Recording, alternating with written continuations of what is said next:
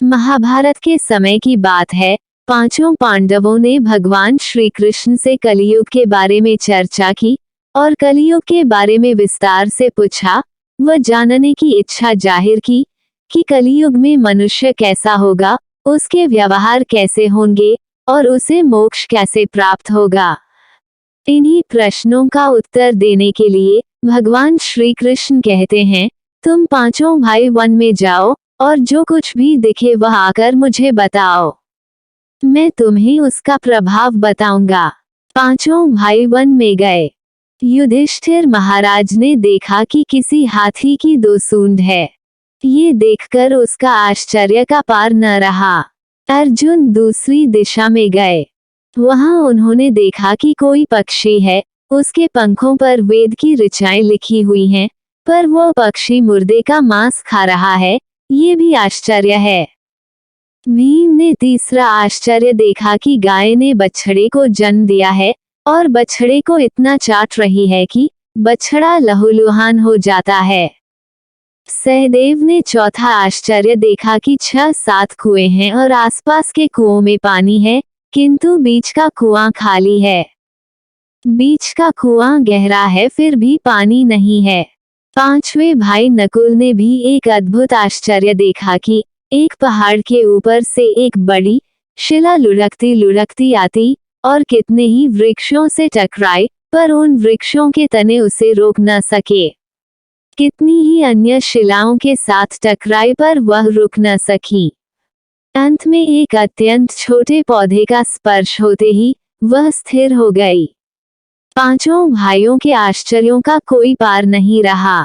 शाम को वे श्री कृष्ण के पास गए और अपने अलग अलग दृश्यों का वर्णन किया। युधिष्ठिर कहते हैं, मैंने 2 सूंड वाला हाथी देखा तो मेरे आश्चर्य का कोई पार न रहा। तब श्री कृष्ण ने कहा कि कलियुग में ऐसे लोगों का राज्य होगा जो दोनों ओर से शोषण करेंगे, बोलेंगे कुछ और करेंगे कुछ। ऐसे लोगों का राज्य होगा, इससे तुम पहले राज्य कर लो। अर्जुन ने आश्चर्य देखा कि पक्षी के पंखों पर वेद की ऋचाएं लिखी हुई हैं और पक्षी मुर्दे का मांस खा रहा है। इसी प्रकार कलियुग में ऐसे लोग रहेंगे जो बड़े बड़े पंडित और विद्वान कहलाएंगे, किंतु वे यही देखते रहेंगे कि कौन सा मनुष्य मरे और हमारे नाम से संपत्ति कर जाए। संस्था के व्यक्ति विचारेंगे कि कौन सा मनुष्य मरे और संस्था हमारे नाम से हो जाए। हर जाति धर्म के प्रमुख पद पर बैठे विचार करेंगे कि कब किसका श्राद्ध है। चाहे कितने भी बड़े लोग होंगे, किंतु उनकी दृष्टि तो धन के ऊपर, मांस के ऊपर ही रहेगी।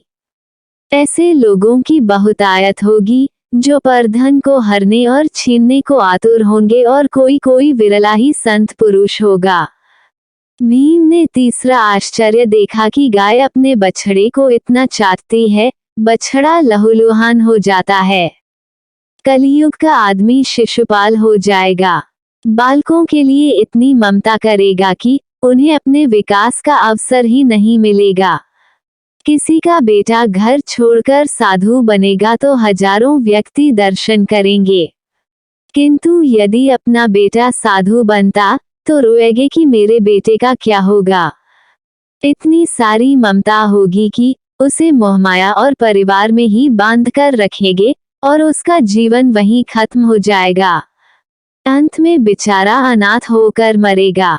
वास्तव में लड़के तुम्हारे नहीं हैं, वे तो बहुओं की अमानत हैं, लड़कियां जमाइयों की अमानत हैं और तुम्हारा ये शरीर मृत्यु की अमानत है।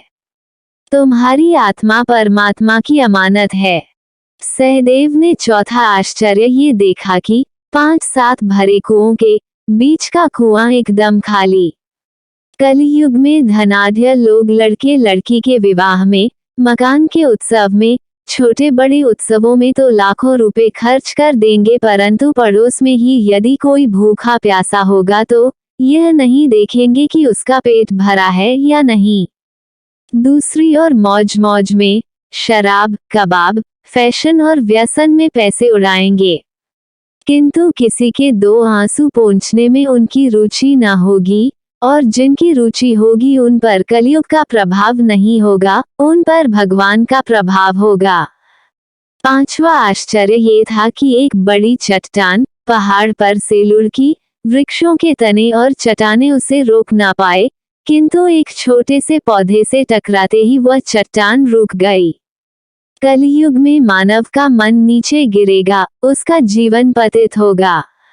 ये पतित जीवन धन की शिलाओं से नहीं रुकेगा, न ही सत्ता के वृक्षों से रुकेगा, किंतु हरिनाम के एक छोटे से पौधे से, हरि कीर्तन के एक छोटे से पौधे से मनुष्य जीवन का पतन होना रुक जाएगा।